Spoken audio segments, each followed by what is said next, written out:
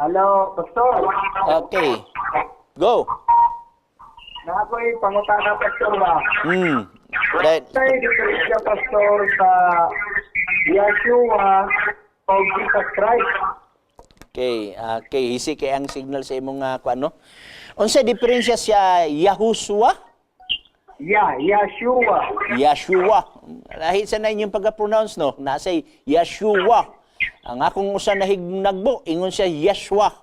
Ang isa sa din siyang sayop na sila, Pastor. Ang sakto na is Yahushua. Ang imo lahi sa ni imo. Murag nalahos, no? Anyway, ang kalahian igsoon, siyempre is spelling. Okay? Ang number 2 igsoon, dili nato ma-sure nga kanang imong giingon nga Yeshua, mao gyud na ang gilitok dito sa Mateo Kapitulo 1:21. Di gyud ka ka-sure niya na. Ngano man, walay original sa New Testament nga Hebrew. Tanan nga gisulat igsoon nga niabot nga kopya sa original, no? Kopya sa kopya sa original, Griego. Okay? Gitranslate na lang na sa mga moderno karon nga mga scholar nga syempre nagdala ni ngalan sa YHVH. So therefore ang pag-pronounce ani ang uban miyog Yeshua. Okay? Ang uban miyog Yahushua. Ang uban mingon Yavashua. Ang uban mingog Yeshua. Okay? Ang uban mingog Yeshua. So daghan mga pronounce. So ako mingon nga kanang imong gingon Yeshua dili na mao ang original nga pangalan ni Jesus Christ.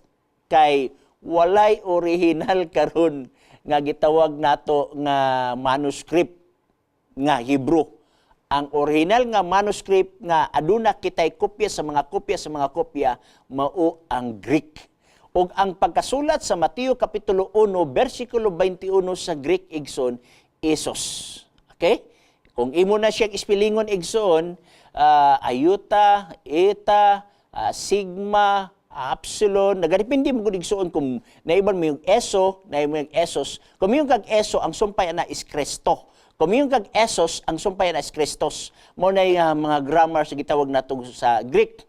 Now, pag-abot sa gitawag nato og translation sa English igsoon, gitawag og Jesus. Na karon, kung ako'y papilion anang duha, sultihan ta ka, mas mo favor ko si Jesus. Nganuman, kay kanang Yeshua, Yabashua, Yeshua, o gumusaon ni ma-pronounce, wala may kopya sa original ana igsoon, kay wala may original sa New Testament nga Hebrew.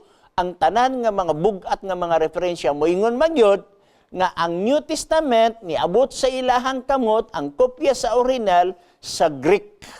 Okay. So kibali dili Yeshua, dili Yabashua, dili Yeshua, kundi dili Jesus na karon. Ari na lang ta sa mga punto. Kung atong basihon sa balaang kasulatan, Daniel Kapitulo 12, versikulo 4, aduna tay makit-an dinhi nga ingon.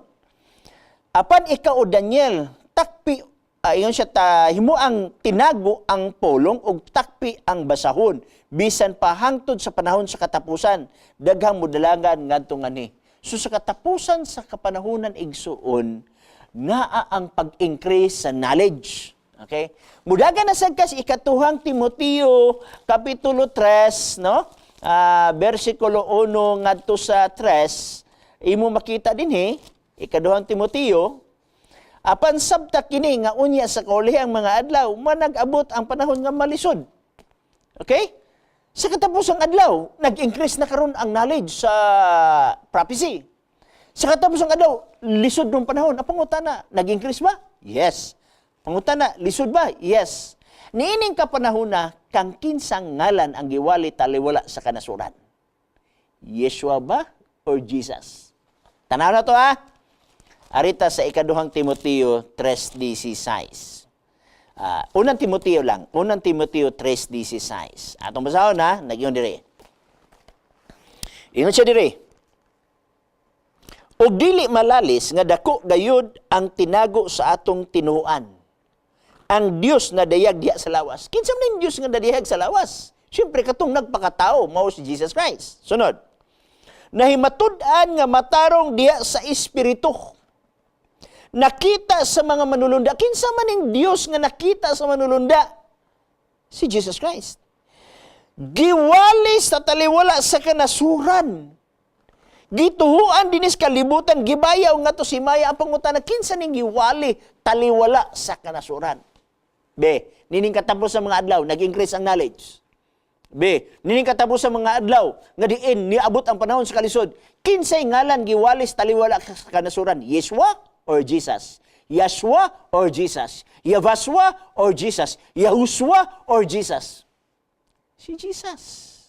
Mo na maging nga kung epektibo pa ng Yeshua, Yabaswa, Yeshua, maunaunta na, nag-una sa tibok nga kalibutan.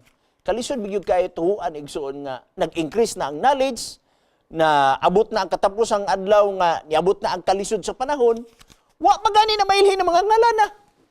Tungod kay tao magoy nag-imbento, ana. Yeshua, tao mo'y nag-imbento. Yabaswa, tao mo'y nag-imbento. So, kuhay sa Jesus, nga ang Jesus is translation, gikan sa word nga esos sa Greek. Nga diin, ang original sa New Testament, mao ang Greek. O ang Greek nga esos, gitranslate nga to Jesus. So, meaning to say, layo ra kayo tinuod ng, mabita akong gingon nga kanang Yeshua, Yeshua, Yabaswa, Yahushua. Magdebati sa sila sa isakto nila. Kay ang 70 Adventists, fix na ang una-huna nga ang Jesus translation na gikan sa Greek word nga esos og mag-ingon ang Biblia sa katapusang mga adlaw mawali ang ngalan sa tibok nga kalibutan. Kinsang ngalan giwali sa tibok kalibutan? Jesus Christ. Okay? So follow up igsoon kun na kay follow up. Okay pala, Pastor. Go. Sa buhat 4:12, Pastor ba? O walay laing ngalan nga gihatag silong sa langit. So may imong pangutana na. Ano nga, di ba, naaman sa buhat 4:12 nga, nagkanayon nga, kay walay kaluwasan pinaagi kang bisan kinsa, panglaing ngalan, walay laing ngalan. Nagihatag silong sa langit. Oo. Ay silong nila nagibuhat. Hmm. Pinaagi nga maluwat kita. Okay. Ito pa, ang mga Hudiyo, nagikan ang atong kaluwasan diya, Pastor.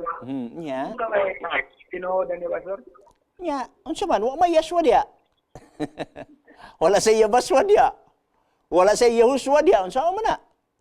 Unya ang atong mabasa sa original nga Greek nga walay original sa Hebro. Jesus man. Ung i-translate mo sa English, Jesus man. Diha nakababor ang mga nagdala sa ngalan ni Jesus. Kay ang translation sa Jesus is Jesus. Dili ang translation sa gitawag og Jesus is Yeshua, Yabaswa, Yahushua. Maglalisan ng tulo kung sinsay sakto nilang tulo. Now, karong nga, kaning giingod din igsoon nga, walay lain, nga gihatag, ngalan, nga silong sa langit, nga diin kita maluwas. Sa ngalan, unsa may nakasulat din nga ngalan. Mao ni atong sundon. Okay? Mao ni atong sundon, unya, unsa man ni siya sa Greek.